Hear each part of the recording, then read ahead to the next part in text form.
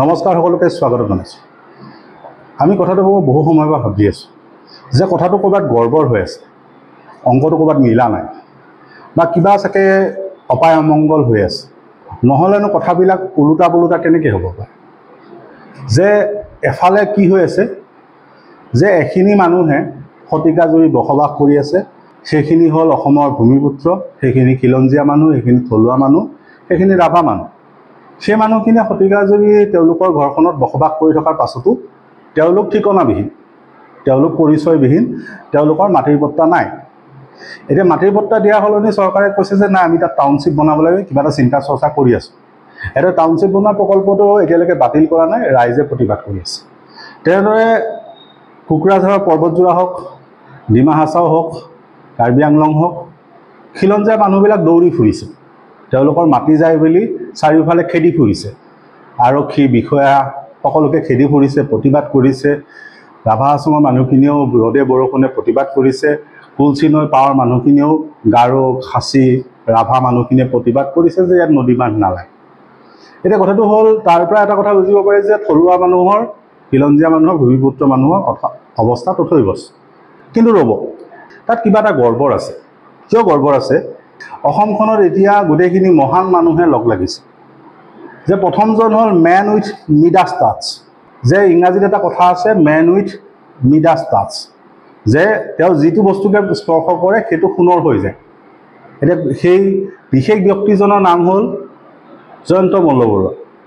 তেওঁৰ যিটো কোম্পানী আছে সেইটো সোণৰ কণীৰ পৰা হাঁহ। তেওঁ যি বস্তুতে স্পৰ্শ কৰে সেইটো সোণৰ হৈ যায়। চাওক, আপুনি নিজে চাওক, তেওঁ 20টা গিৰ গাই ক্ৰয় কৰিছে। কেতিয়া? 2022 চন। এতিয়া 2025 চনত বোলে তেওঁৰ হাতত 60টামান গিৰ গাই আছে। এতিয়া এই যে ৰকেটৰ গতিত বংশবৃদ্ধি হ'ল, 3 গুণলৈ যে বৃদ্ধি পাল, গতিকে তেওঁৰ হাতখনত বা তেওঁৰ পত্নীৰ হাতখনত যাদু আছে। তেওঁলোকে চুলেই সকলো বস্তু সোণৰ হৈ যায়। ইমান ৰকেটৰ গতিত বংশবৃদ্ধি হৈছে, আমিও ভাবি আচৰিত হৈছোঁ। গতিকে মন্ত্ৰীয়ে সেই কিটিপটো সেইটো অকণমান বুজাই দিয়ক, কাৰণ অসমত বহু মানুহে পশুপালন কৰি বৰ কষ্ট কৰি আছে। তেওঁৰ হাতত যিটো যাদুকৰী শক্তি আছে সেইটো কথা অকণমান ৰাইজকো বুজাই দিলে ভাল। তেতিয়া ৰাইজেও তেনেকুৱা ধৰণৰ ফৰ্মুলা এটা ল'ব পাৰে, য'ত 20টাৰ ঠাইত 60টা হ'ব পাৰে। দ্বিতীয় চাওক, মন্ত্ৰীয়ে কথাটো কওঁতেই তেওঁৰ মুখাখন খোল খাইছে। কেনেকৈ খোল খাইছে? যে তেওঁ কৈছে এখন মোৰ ফাৰ্ম, তাৰপিছত হঠাৎ কথাটো পিছ মুহূৰ্ততে কৈছে নহয় এখন মোৰ পত্নীৰ ফাৰ্ম। এতিয়া মন্ত্ৰীয়ে এটা কথা ক'বলৈ আকৌ পাহৰি থাকিল, সেইটো কথা মন্ত্ৰীয়ে অকণমান কৈ দিলে ভাল।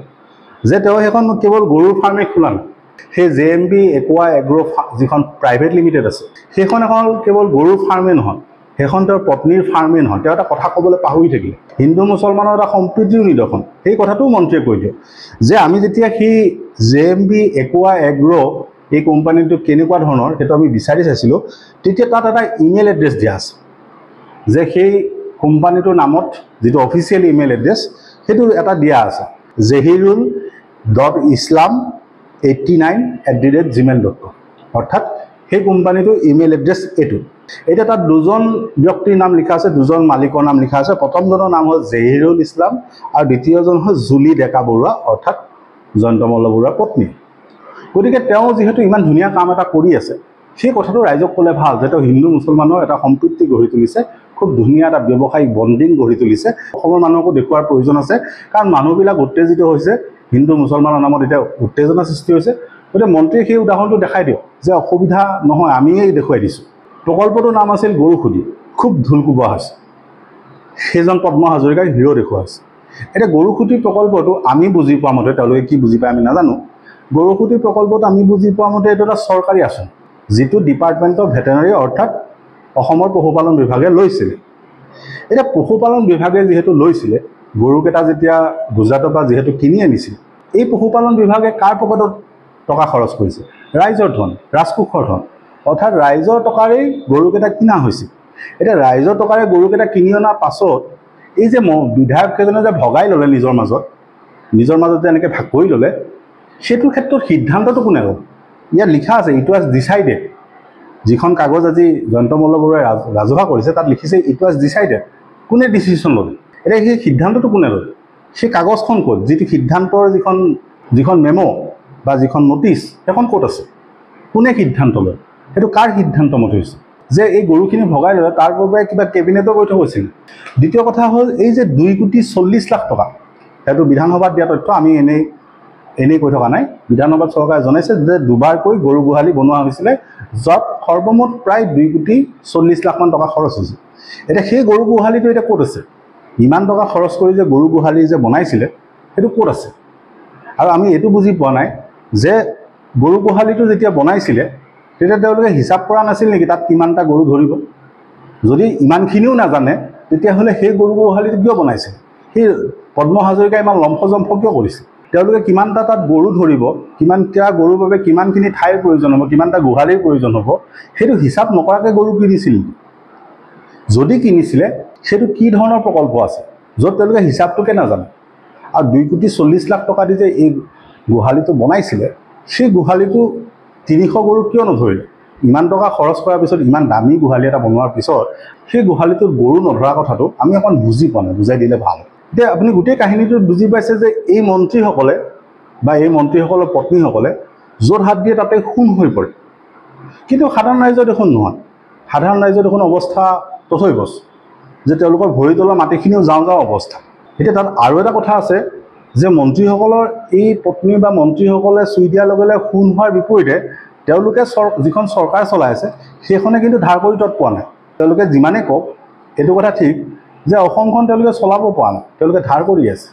তো তেওঁলোকে যদি চুই দিলে গোটেইখিনি বস্তু সোণৰে হৈ যায় তেতিয়া অসমখন কিয় চলাব পৰা নাই? সেই প্ৰশ্নটো আমি বুজি পোৱা নাই যে ইমান ব্যৱসায়িক মানুহ কেইজনমান থকাৰ পাছত, ইমান ব্যৱসায়িক পত্নী থকাৰ পাছত অসমখনে কিয় ব্যৱসায়ত আগবাঢ়িব পাৰে বা অসমখনেনো কিয় অৰ্থনৈতিকভাৱে আগবাঢ়িব পাৰে? কিয়নো বাহিৰৰ পৰা আদানী আম্বানী এই ছিংগাপুৰৰ কোম্পানীসোপা মাতি আনিব লাগে? অসমৰ ল'ৰা ছোৱালীনো কিয় জাপানত পঠাব লাগে? কাৰণ তেওঁলোকৰ পত্নীসকল যদি ইমান যদি ব্যৱসায়িকভাৱে পাৰ্গতেই হয়, একো যদি নীতা আম্বানীয়ে হয়, তেতিয়া অসমখনটো ক'ৰবাত থাকিব লাগিছে। দ্বিতীয় হ'ল যে মানুহজনৰ নাম হ'ল প্ৰেমানন্দ দাস, কিবা বোলে কৃষ্ণগুৰু ভগৱান প্ৰভু কিবা কিবি কৈ আছে। এতিয়া চাওক, অসমখনত যদি ইমান একেবাৰে ডাঙৰ এজন প্ৰভু আছে, ভগৱান আছে, আধ্যাত্মিক অৱতাৰ আছে, ইমান যদি ভাল মানুহ এজনেই আছে, তেতিয়া অসমখনৰ নক্সাখন কেনেকৈ সলনি হ'ল? অসমখনৰ মানুহবিলাক দুখীয়া কেনেকৈ হৈ থাকিল? মানুহবিলাকৰ ভৰি তলৰ মাটিনো কেনেকৈ নাইকিয়া হৈ থাকিল? সেই ভণ্ড মানুহজনক, প্ৰেমানন্দ দাস নামৰ এই মানুহজনক মুকলিকৈ সকলোৱে সমালোচনা কৰাৰ পাছত আপুনি চাওক, আজি এয়াৰপৰ্টত বা বিমানবন্দৰত লাইন লাগিছে মানুহৰ, লানি নিচিগা ভিৰ মানুহৰ, যে তেওঁৰ ইমান মহিমা যে মানুহখিনি এতিয়া লাইন ধৰি পেলাই তেওঁক সাক্ষাৎ কৰিবলৈ গৈছে, যেন তেওঁ ক'ৰবাৰ পৰা অলিম্পিকৰ মেডেল জয় কৰি আহিছে, নহ'লে ক'ৰবাত বিশ্ব জয় কৰি আহিছে, নহ'লে এনেকুৱা এটা বস্তু অসমলৈ লৈ আহিছে যিটো আগতে মানুহে দেখা নাই। তেনেকুৱা ধৰণৰে কথা। আকৌ তাত আকৌ সংবাদ মাধ্যমে কেমেৰালৈ দৌৰি ফুৰিছে, সেইখিনি দেখুৱাই ফুৰিছে। সেনেকুৱা এজন যদি অপাৰ মহিমা থকা মানুহ এজন অসমত আছেই, তেতিয়া অসমখনতো তামাম উন্নতি হ'ব লাগিছিল। অসমীয়া থলুৱা খিলঞ্জীয়া জনজাতীয় মানুহখিনিয়েতো সমস্যাৰ সন্মুখীন হ'বই নালাগিছিলে। গতিকে ক'ৰবাত নহয় ক'ৰবাত কিবা এটা খেলি মেলি হৈ আছে, ক'ৰবাত নহয় ক'ৰবাত কিবা এটা গণ্ডগোল হৈ আছে। মুখ্যমন্ত্ৰীয়ে এই যে বাগৰুম্বা কিবা বিহু বিশ্ব ৰেকৰ্ড এইবিলাক বাদ দিয়ক, এই সৰ্বানন্দ সোণোৱালৰ নিচিনাকৈ কিবা এটা নমামি ব্ৰহ্মপুত্ৰ টাইপ অনুষ্ঠান পাতি কিবা অলপ পূজা পাতল কৰক, কাৰণ কথাখিনি মিলা নাই। ক'ৰবাত নহয় ক'ৰবাত অংকটো জংকপংক হৈ আছে। কাৰণ ইমান ডাঙৰ ডাঙৰ মানুহ, ইমান শক্তিশালী মানুহবিলাক থকাৰ পাছতো, মহিমা থকা মানুহ থকাৰ পাছতো যিয়ে চুই দিলে সোণ হৈ যায় সকলো বস্তু, তেনেকুৱা মানুহ থকাৰ পাছতো অসমখন কিয় আগবাঢ়িব পৰা? মানুহবিলাকেনো ইমান দুখ কেনেকৈ পাই আছে? মুখ্যমন্ত্ৰীয়ে কথাটো অকণ চিন্তা কৰক। এতিয়া সৰ্বানন্দ সোণোৱাল বুলি কওঁতে আমাৰ কথা এটা মনত পৰিব যে আমি আৰু এজন মহান ব্যক্তি বিচাৰিছোঁ। এওঁ মহান মানে এওঁ অলৰাউণ্ডাৰ। আপুনি যে ক্ৰিকেটত দেখে অলৰাউণ্ডাৰ, সেই হাৰ্দিক পাণ্ডিয়াৰ নিচিনা এজন অলৰাউণ্ডাৰ। এওঁ সকলো কৰিব পাৰে। আপুনি জানি আচৰিত হ'ব যে এওঁ এফালে ৰিজৰ্ট চলায়, এফালে গাহৰি ফাৰ্ম চলায়, এফালে গাখীৰৰ গৰু পালন কৰে, এফালে কৃষি কৰে। এওঁ মুঠৰ ওপৰত অলৰাউণ্ডাৰ। আৰু এওঁ সৰ্বানন্দ সোণোৱাল, প্ৰাক্তন মুখ্যমন্ত্ৰী, কৃষি মন্ত্ৰী অতুল বৰা, মন্ত্ৰী কেশৱ মহন্ত, সকলোৰে ঘনিষ্ঠ। এতিয়া মানুহজনৰ নাম হ'ল লীলাজ্যোতি ফুকন। এতিয়া লীলাজ্যোতি ফুকনৰ লীলা বহুত। মানুহজনৰ ঘৰ হ'ল ডিমৌ, ডিমৌ মানে শিৱসাগৰ। এতিয়া শিৱসাগৰ টাউনতে তেওঁৰ ঘৰটো আছে। এতিয়া আপুনি জানি আচৰিত হ'ব যে গাঁও পঞ্চায়তৰ ভূমিত, যিটো চৰকাৰী গাঁও পঞ্চায়ত আছে, সেই গাঁও পঞ্চায়তৰ ভূমিত তেওঁৰ নিজৰ ঘৰো আছে, তেওঁৰ নিজৰ মাৰ্কেট আছে, তেওঁৰ ৰিজৰ্ট আছে, আবেলি বুলি এখন ৰিজৰ্ট আছে, ইটা ভাটা আছে, সকলোখিনি আছে। গতিকে কৈছোঁ যে এই মানুহজনো মহান মানুহ। দ্বিতীয়তে আকৌ এইটো কথাও জানি আচৰিত হ'ব, যিমানেই চৰকাৰী আঁচনি ঘোষণা হয় সকলোতে লীলাজ্যোতি ফুকনৰ নাম থাকে। লীলাৰ লীলা অপৰম্পাৰ। যে শেহতীয়াকৈ যি এই তালিকাখন ওলাল, যিখনত মন্ত্ৰী জয়ন্ত মল্ল বৰুৱাৰ পত্নী বা সিদ্ধাৰ্থ ভট্টাচাৰ্যৰ পত্নীয়ে যে ৰাজসাহায্য পালে, সেই তালিকাখনত লীলাজ্যোতি ফুকনৰ নামো আছে। সেই ৰাজসাহায্যত লীলাজ্যোতি ফুকনেও পাইছে। সেইকাৰণে কৈছোঁ মানুহজনৰ মহিমা অপৰম্পাৰ। যে সেই অঞ্চলটোত, শিৱসাগৰৰ ডিমৌ সেই অঞ্চলটোত গাহৰি ফাৰ্মৰ বাবে চৰকাৰী ৰাজসাহায্য দিলেও লীলাজ্যোতি ফুকনে পায়, গৰুৰ বাবে ৰাজসাহায্য দিলেও লীলাজ্যোতি ফুকনে পায়, কৃষিৰ বাবে ৰাজসাহায্য দিলেও লীলাজ্যোতি ফুকনে পায়, গাহৰি ফাৰ্মৰ কাৰণেও যদি দিয়ে লীলাজ্যোতি ফুকনে পায়। এতিয়া তাত আকৌ দ্বিতীয় কাহিনী এটা আছে। ডিমৌত এখন প্ৰাথমিক স্বাস্থ্য কেন্দ্ৰ আছে, যিখনক ডিমৌ খণ্ড প্ৰাথমিক স্বাস্থ্য কেন্দ্ৰ বুলি কয়। এতিয়া আপুনি জানি আচৰিত হ'ব, সেই ডিমৌ খণ্ডৰ যিটো প্ৰাথমিক স্বাস্থ্য কেন্দ্ৰ আছে, তাৰ যিটো কেম্পাছ আছে বা তাৰ যিটো চাৰিসীমা আছে, তাত দুখন চিকিৎসালয় চলে। এখন হ'ল ডিমৌ খণ্ড চৰকাৰী প্ৰাথমিক স্বাস্থ্য কেন্দ্ৰ আৰু দ্বিতীয়খন হ'ল লীলাজ্যোতি ফুকনৰ এখন নাৰ্ছিং হোম। নাৰ্ছিং হোম বুলি এইকাৰণে কৈছোঁ যে সেই লীলাজ্যোতি ফুকনৰ সেই অনুষ্ঠানটোত বা সেই ব্যৱসায়িক প্ৰতিষ্ঠানটোত ফাৰ্মাচী চলে, তাত ডক্টৰো বহে, ক্লিনিকো চলে, তাত বেজীও দিয়ে, তাত চেলাইনো দিয়ে। গতিকে সেইখন এখন নাৰ্ছিং হোম। এতিয়া এইটো মহিমা অপৰম্পাৰ যে কেনেকৈ এখন চৰকাৰী চিকিৎসালয়ৰ ভিতৰত, চিকিৎসা কেন্দ্ৰৰ ভিতৰত এখন ব্যক্তিগত ক্লিনিক চলি আছে বা নাৰ্ছিং হোম সৰু সুৰা চলি আছে, সেইটো আমি বুজি পোৱা নাই। ফাৰ্মাচীও আছে, যিখনত ডক্টৰো বহে, চিকিৎসকো বহে, চেলাইনো দিয়ে, বেজীও দিয়ে, অন্যান্য চিকিৎসা সেৱাবিলাকো দিয়ে। এতিয়া সেইকাৰণে কৈছোঁ যে মানুহজন খুব মহিমা অপাৰ। কিয় অপাৰ? যে তেওঁ সেই সময়ত যেতিয়া স্বাস্থ্যমন্ত্ৰী কেশৱ মহন্ত আছিল, সেই কেশৱ মহন্তৰ ঘনিষ্ঠ এজন লীলাজ্যোতি ফুকন। সেইকাৰণে সেই চৰকাৰী স্বাস্থ্য কেন্দ্ৰৰ ভিতৰত তেওঁ ব্যক্তিগত নাৰ্ছিং হোম বা ব্যক্তিগত ক্লিনিকখন খুলিব পাৰিছে। তেওঁ সেইজন কেশৱ মহন্তৰ ঘনিষ্ঠ, সেইজন সৰ্বানন্দ সোণোৱালৰ ঘনিষ্ঠ। সেইকাৰণে চৰকাৰী যিকোনো আঁচনি আহিলে তেওঁ পায়। এতিয়া সেই লীলাজ্যোতি ফুকনৰ যদি আমি বায়'ডাটাটো চাওঁ, কি হয় বুলি চাওঁ, তেতিয়া লীলাজ্যোতি ফুকন হ'ল সেই ডিমৌৰ যিটো অগপ কমিটি আছে, অগপ কমিটিৰ তেওঁ সভাপতি। তেওঁ 2011 চনত থাওৰা সমষ্টিৰ পৰা বিধানসভা নিৰ্বাচনত প্ৰতিদ্বন্দ্বিতা কৰিছিল।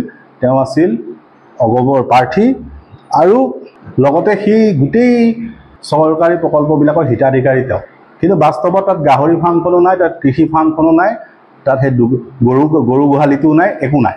কিন্তু চৰকাৰী ৰাজসাহায্য তেওঁ ঠিকেই পাই আছে। এতিয়া কথাটো হ'ল যে সেই অঞ্চলটো, আপোনাক যদি আমি ইতিহাসটো কওঁ, তেতিয়াহ'লে সেই অঞ্চলটো যিটো ডিমৌ অঞ্চল, সেইটো নিতাই পুখুৰী, চৰবোৱা বা ঔতলা বুলি যিবিলাক অঞ্চল আছে, সেইবিলাকত গৰু পালন হয়। গাখীৰৰ এটা খুব ধুনীয়া অৰ্থনীতি তেওঁলোকে গঢ়ি তুলিছে।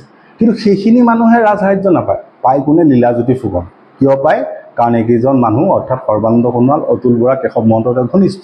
গতিকে আমি আৰু এটা কাহিনী দেখালোঁ যে চাওক, আপোনালোকৰহে কিবা এটা অসুবিধা হৈ আছে, এওঁলোকৰ কিন্তু সকলো বস্তু ঠিক আছে। এওঁ যিটো বস্তু আছে সেইটো সুন্দৰ হৈ যায়, যিটো বিচাৰে তাকে পায়, কিন্তু আপোনালোকেহে নাপায়। তেনেকৈ আকৌ এই লখিমপুৰত এজন হিতাধিকাৰীৰ নাম ইয়াত সন্নিৱিষ্ট হৈছে, যিজনৰ নাম হ'ল বাবুল গগৈ। এতিয়া বাবুল গগৈ আমি কিন্তু লখিমপুৰত বিচাৰি পোৱা নাই। এজন কোন বাবুল গগৈ আমি পৰিচয়টো দিলে আমি ভাল পাওঁ, যে কোনেনো এই ৰাজসাহায্যটো পালে, সেইটো কথা ৰাজহুৱা হ'লে অলপমান ভাল। গতিকে আমি আজি আপোনালোকৰ সন্মুখত এটা কাহিনী দেখুৱাই দিছোঁ যে ক'ৰবাত নহয় ক'ৰবাত অসুবিধা এটা হৈ আছে, প্ৰব্লেম এটা হৈ আছে। মুখ্যমন্ত্ৰী অকণমান পূজা পাতল কৰি, যিহেতু ধাৰ্মিক মানুহ, অকণমান কথাখিনি ঠিক কৰি পায়, নহ'লে কিবা মিলা নাই কথাখিনি। যে এফালে তেওঁ বা তেওঁৰ পত্নীয়ে চুই দিলে সকলো সোণৰ হৈ যায়, 20টাৰ ঠাইত 60টা গৰু হৈ যায়। আনফালে মানুহে মাটি বট্টা বিচাৰিলেও নাপায়, তেওঁ আনকি ভৰি তলৰ মাটিখিনি যাওঁ যাওঁ অৱস্থা। আকৌ সেইজন প্ৰেমানন্দত আছে বিদেশত লং পেণ্ট পিন্ধি জঁপিয়াই ফুৰাৰ পাছতো তেওঁক বিমানবন্দৰত এনেকৈ আদৰ দিছে যেন তেওঁ অলিম্পিকৰ মেডেলহে জয় কৰি আহিছে। গতিকে কথাবিলাক মিলা নাই। আমি সেইকাৰণে আপোনালোকৰ সন্মুখত তুলি ধৰিলোঁ। ৰাইজে কথাখিনি অকণ ভাবি চাওক, কিনো কথাটো। ধন্যবাদ।